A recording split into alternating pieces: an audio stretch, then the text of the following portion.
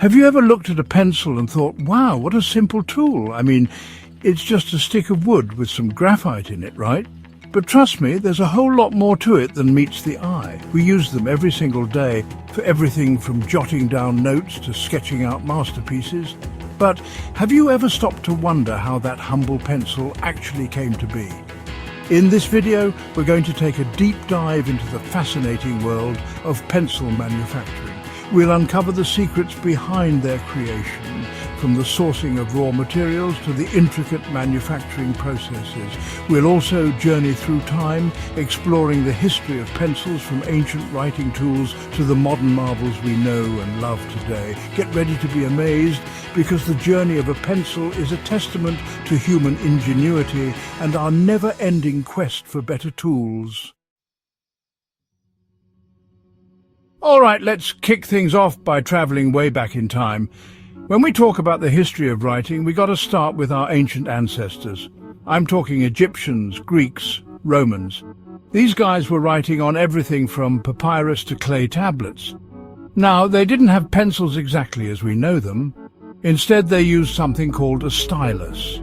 Picture this, a sharp, pointy rod, usually made of metal, bone, or even ivory. You'd use this stylus to carve letters into wax tablets. It was a messy business, let me tell you. And forget about erasing, but hey, it got the job done. Now, some folks back then also used lead rods for writing. And this is where things get a little interesting, because it's actually where the misconception that pencils contain lead comes from. But here's the thing. Pencils have never actually contained lead. It's always been graphite. See, lead and graphite, they kind of look similar, but they're totally different materials. Okay, so we've got our history lesson down. Now let's break down the anatomy of a modern pencil. What exactly goes into making these everyday wonders? Well, at its core, a pencil is a deceptively simple tool made up of just a few key ingredients. But don't let that fool you, because the sourcing and processing of these materials is a fascinating story in itself. First up, we've got graphite. This is the heart and soul of the pencil, the stuff that actually leaves a mark on paper. Now, while graphite can be found in many places around the world, the highest quality graphite for pencils, the really good stuff, comes from countries like China, Brazil and Canada. These countries have the perfect geological conditions for forming those high-purity graphite deposits that make for super smooth writing. Next, we've got clay. Now, clay might seem like a weird ingredient for a pencil, but it plays a crucial role in determining the hardness of the pencil lead. See, by mixing different ratios of graphite and clay, manufacturers can fine-tune the writing experience. More clay means a harder lead, which gives you a lighter, finer line. Less clay means a softer lead, giving you a darker, bolder line. Now let's talk about wood. We can't have a pencil without something to hold that precious graphite core, right? And when it comes to pencils, cedar wood reigns supreme. Specifically incense cedar wood from California. Why cedar? Well, it's lightweight, strong, and it has this amazing natural aroma that just screams pencil. Plus, it sharpens like a dream, which is a major bonus. All right, now that we know what goes into a pencil, let's head into the factory and see how it all comes together. This is where things get really interesting. We're talking about a process honed over centuries, a blend of traditional craftsmanship and modern manufacturing technology. Step 1, we've got to prepare that graphite core. The raw graphite is ground down into a superfine powder, almost like flour. Then it's mixed with clay and water to create a thick paste. This paste is then pushed through a machine that extrudes it into long, thin strands. Think spaghetti, but for pencils. These strands are then dried and fired in a kiln at over 1,000 degrees Celsius. This high heat bakes the clay and graphite together, hardening them into those thin, sturdy rods we call pencil lead. Meanwhile, over in the woodworking department, they're busy crafting those iconic wooden casings. Giant logs of cedar wood are sliced into thin sheets called slats. These slats are then grooved with parallel channels, each one perfectly sized to snugly hold a graphite core.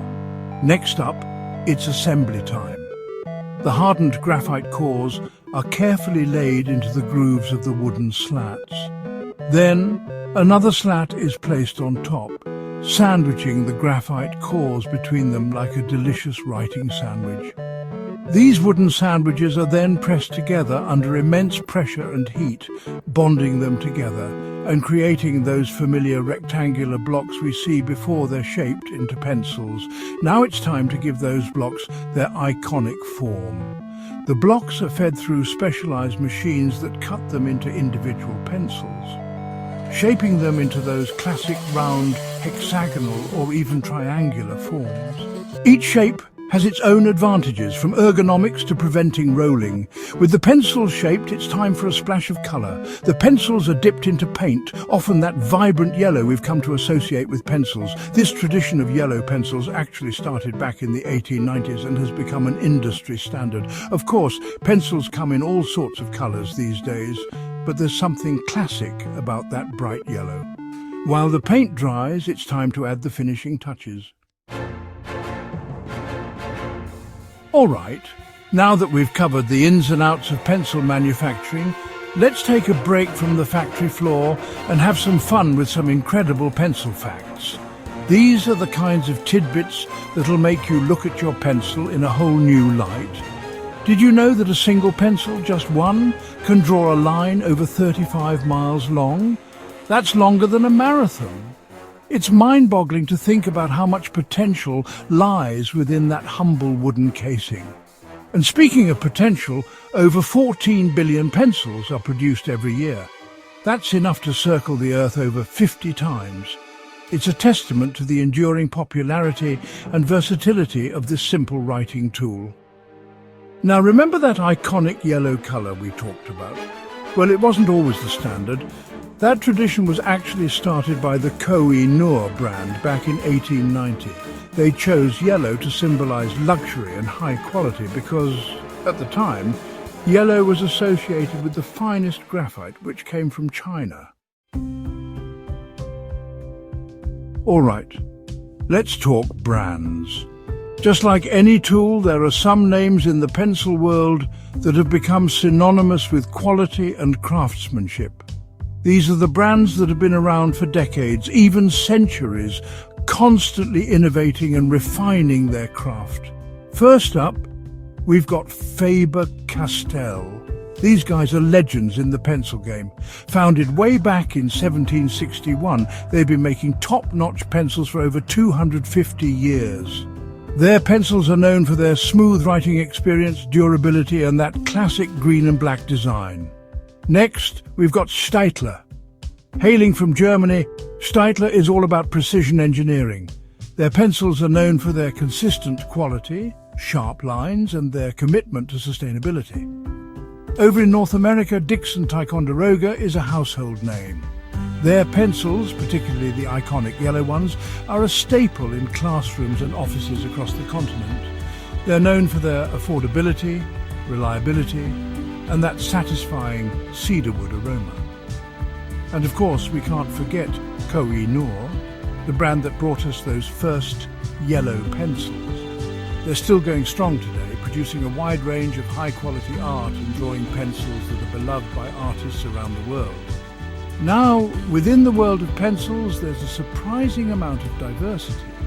Sure, we've got our standard graphite pencils, the workhorses of the writing world, but there's a whole spectrum of specialized pencils out there, each designed for a specific purpose.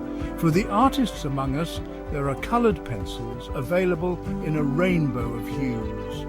These pencils use a wax or oil-based core that's packed with pigment, allowing for vibrant and expressive drawings. So, we've explored the history, the materials, the manufacturing, and the different types of pencils. But just how big is this industry? Well, let me tell you, The pencil industry is a global powerhouse. We're talking about a market worth over $2 billion, with companies around the world churning out billions of pencils every single year. The biggest players in this pencil-producing game, well, China takes the lead, no pun intended, as the world's largest producer of pencils. With their vast resources and efficient manufacturing capabilities, they've become a dominant force in the market. Next up, we've got the USA, still a major player in the pencil game. From those iconic yellow Ticonderogas to specialized art pencils, the US continues to produce a wide range of high-quality writing instruments. Germany, with its reputation for precision engineering and quality craftsmanship, is another pencil-producing powerhouse. Brands like Faber-Castell and Staedtler continue to set the standard for excellence in the industry. From those ancient styluses scratching away on wax tablets to the modern graphite pencils we know and love today, this little tool has played a pivotal role in shaping history, art, science, and culture. Think about it. Countless novels have been penned, breathtaking works of art sketched, groundbreaking equations scribbled, all with the humble pencil. It's a tool that transcends generations and cultures, connecting us through the shared act of writing and drawing. So, the next time you pick up a pencil, take a moment to appreciate the incredible journey it's taken to get to your hand. Remember, you're holding a piece of history, a testament to human ingenuity, and a tool with the power to create and inspire.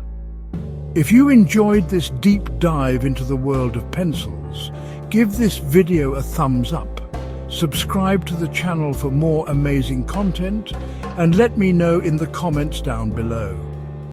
What's your favorite type of pencil?